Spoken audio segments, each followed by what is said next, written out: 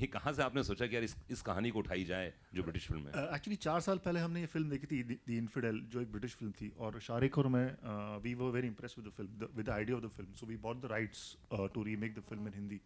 और फिर as Fawad said, I am Muslim married to a Jewish, Shariq is Muslim married to a Brahmin and Bengali Brahmin, and Fuad is Muslim married to again Brahmin. So we all come from mixed marriages, and we've seen the nonsense that goes around in the name of religion. And this the infidel, the core idea was very powerful, and that's why we decided to remake the film. We went to Mr. Kundan Shah, and Kundan sir helped us a lot. He's the creative consultant on the film, so he helped us develop the script along with his team of writers. And it took us about 2.5 years to develop the film, and then we were very lucky to have those 3 stalwarts who were sitting here, who agreed to be part of the film. So that's how the film happened. Shariq, मुझे ये लगता है, मुझे थोड़ा सा ऐसा लगता है, शायद ज़्यादा ही कुछ ड्रामेटिक आइडिया ना हो, लेकिन स्कूल कॉलेजेस के सिलेबस के अंदर ये होना चाहिए कि भैया कुरान के बारे में भी समझाया जाए, गीता के बारे में भी समझाया जाए, बाइबल के बारे में भी समझाया जाए. ये सिलेबस के अंदर होना चाहिए. कम से कम लोगों की गलतफहमी इस लेवल पे, जिस उम्र में गलतफहमी को आप ज़्यादा पाल लेते हैं, उस उम्र के अंदर कुछ क्लैरिटी आ जाए. बिल्कुल, कम से कम सारांश में तो बताया जा सकता है, बहुत ज़रूरी है. एक सवाल अजीत जी को. सर इधर राइट में आपके. सर हमारी फिल्मों की जैसे जैसे तादाद बढ़ी है, तो एक ग्रुप भी हिंदुस्तान में एक पैदा हुआ है जो फिल्म के 2 या 3 दिन पहले कहीं किसी भी कोने में याचिका दर्ज करवा देता है. तो लगता है आपको आपकी फिल्म के खिलाफ भी कहीं कुछ ऐसा हो जाए तो पहले से सावधान रहें? देखिए, एज अ स्टूडियो हम इस राह पे कई बार चल चुके हैं. जैसे मैंने कहा कि वो ओ माय गॉड भी हम लोगों ने की थी, तो हम उस तरह से हर तरीके से तैयार रहते हैं कि अगर किसी भी तरह की कोई परेशानी सामने आए तो हम उससे उस तरह से डील करें. पर जैसे उन्होंने कहा, मेरे ख्याल से इस फिल्म में ऐसा कुछ भी नहीं है कि किसी को इवन याचिका दायर करने की जद्दोजहद करनी पड़े. बहुत ही एक स्वीट मैसेज वाली फिल्म है, और आप जब फिल्म देखेंगे तो आप इसकी कॉमेडी एंजॉय करेंगे. तो मुझे ऐसा कुछ लगता नहीं होना चाहिए. बाकी हम लोग बिल्कुल जो रूल्स हैं उसके हिसाब से चलते हैं. जो सेंसर है, सेंसर अगर फिल्म क्लियरली अप्रूव करता है तो ही फिल्म दिखाई जाती है. तो ये बहुत मेरे ख्याल से एक सीधी सी चीज़ है. बाकी याचिका अगर आपको दायर करने का मन है, कुछ कुलबुलाहट है, तो इस देश में मुद्दे तो कम है नहीं. हमारी फिल्म तो फिर छोटी सी फिल्म है. I would like to elaborate on this. The Honorable Supreme Court has passed a judgment of comprising 3 benches that any insignificant petition filed by someone in Jamshedpur or Aligarh will be thrown in the dustbin. This is the latest ruling by the Honorable Supreme Court. कि आप किसी को परेशान करने के लिए, just to take some kind of revenge, just to get some kind of arm twisting or some kind, to get some kind of publicity, they will not.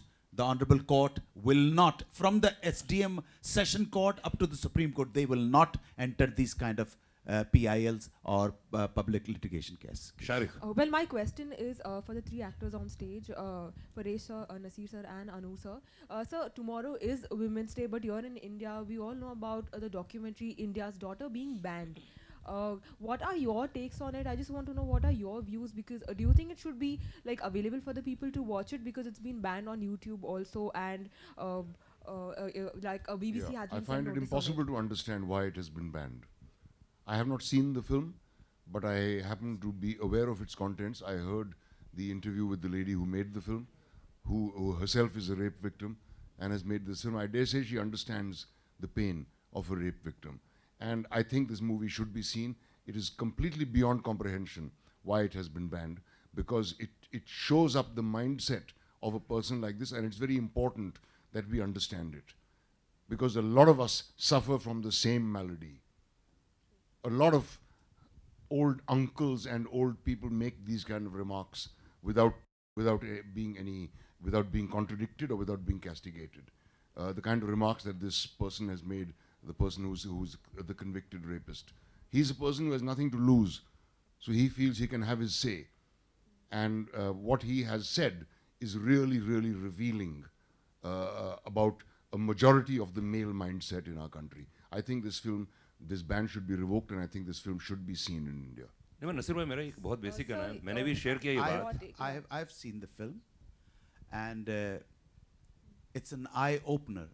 मैं मेरे भाई साहब जो हैं उनसे उस चीज़ को एंडोर्स करना चाहता हूँ कि हिंदुस्तान का प्रजातंत्र, हिंदुस्तान की फ्रीडम ऑफ एक्सप्रेशन, ये सब बातें पेपर के ऊपर हैं. जब तक हमारा प्रजातंत्र अपने इम्प्लीमेंट करना नहीं सीखेगा तब तक कुछ नहीं हो सकता. हर एक व्यक्ति को ये फिल्म हमारे बच्चों को स्कूल में दिखाई जानी चाहिए.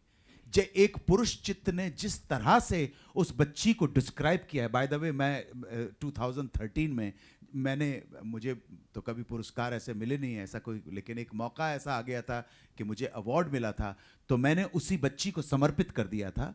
और मैंने कहा था कि ये स्पीच तुम मेरी काट लोगे. मैंने निर्भया को समर्पित किया था, मेरा बेस्ट एक्टर जो भी अवार्ड मिला था मुझे.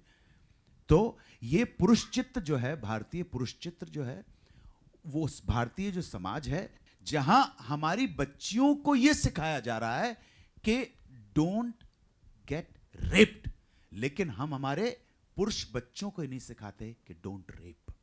ये जो मेंटालिटी है, और ये सिर्फ भारत समाज में, भारत 16 देवियों के रूप में हवन करते हुए देवियों का पूजा करता है. आपने देखा होगा, अगर आप लोग हिंदू हो तो बेटा 16 देवियां और नवग्रह रखे जाते हैं, 16 देवियों की पूजा करता है, लेकिन अपने इमेजिनेशन में, अपनी माइथोलॉजी में. लेकिन जब यथार्थ आता है तो हमारे यहां हर बच्ची, हर बहू, हर बेटी, हर बहन प्रताड़ित की जाती है, दूषित की जाती है और अपमानित की जाती है समाज के अंदर, जो अपने आप को कहता है कि हम 4000 साल पुराना समाज है, हमारी संस्कृति बड़ी महान है. ऐसी संस्कृति को चूल्हे में डाल देना चाहिए जो स्त्री को ऐसा निरादर करने के लिए तैयार हो. ये स्कूल, कॉलेज, हर जगह ये पिक्चर दिखाई जानी चाहिए ताकि हमारे बच्चों को समझ में आए कि वो क्या मुकेश सिंह नाम है, कैसे पास कर रहा है. मैं सिर्फ इससे इतना पूछना चाहता हूं. उसने कहा बच्ची जो शाम को जा रही है उसके साथ वो क्या उम्मीद करती है, तो मैंने कहा कि तूने जो कहा है तो क्या तुझे कैस्ट्रेट कर दें.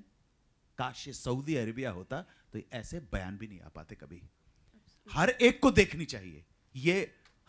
मैं तो अपने बच्चों को दिखाना चाहता हूं ये, ताकि आगे आने वाली नस्ल जो है समझे कि अब जमाना बदल गया है, और ये भी उनको समझाए कि स्त्री का अपमान अभी नहीं हो रहा है दोस्तों. ये 4000 साल से स्त्री इसी तरह प्रताड़ित और दूषित और अपमानित की जाती है. शारिक, एक लास्ट क्वेश्चन. शारिक के लिए एक last question. Paresh sir, your comments. एक last question. What are your views on this? On the documentary being banned. My reaction? Yes sir. मैं तो मानता हूं कि दिखानी चाहिए, क्योंकि हम कम से कम विचारधारा तो नहीं कह सकते, लेकिन इस किस्म के जो बंदे होते हैं उसका माइंडसेट तो हम समझे. अगर नथुराम गोडसे को आप अदालत में खड़ा करके उनका बयान सुन सकते, उनका बयान ले सकते, उनका बयान आप ये भी प्रकाशित कर सकते, तो ऐसे लोगों का भी बयान आना चाहिए, देखना चाहिए, लोगों को दिखाना चाहिए कि ऐसे भी लोग होते हैं. तो ये इसमें कुछ मुझे नहीं लगता कि कोई बुरी बात है इसके अंदर. और शारिक, लास्ट क्वेश्चन है. It's assuming that everybody in this country is a moron who's going to be affected deeply by what they see. Let the people see what they want to see and make up their own minds. Shariq, last question. जैसे कि मैं कुछ समय के पहले जब show शुरू हुआ उसके पहले मैं बात कर रहा था डायरेक्टर साहब से, उन्होंने कहा कि 2 सीन ऐसे बताइए जो इस फिल्म में वाकई हमारे जहन में रह जाएंगे और जब बाहर निकलेंगे तो याद रहेंगे और अपने पड़ोसी को बताएंगे. आई थिंक क्लाइमैक्स, क्योंकि क्लाइमैक्स में जो बात हम लोग कह रही है, जो पूरा जो संक्षेप है पूरी पिक्चर का क्लाइमैक्स में आता है in terms of what Paresh जी's character comes out and says. That's really important. और एक सीन नहीं है, but there's a whole montage sequence जहाँ पर परेश जी के कैरेक्टर हिंदुज़म के बारे में और इस्लाम के बारे में सीख रहे हैं, and that we've kept it in a very cultural space, and part of that you saw in the promo also. I think that is something that everyone will really enjoy. That basically is the same thing, just with different prisms that we look at religion. Thank you. बहुत बहुत शुक्रिया नसीर भाई, Thank you, Suresh भाई, अनुज जी, बहुत बहुत शुक्रिया. धन्यवाद. जय हिंद. जय हिंद.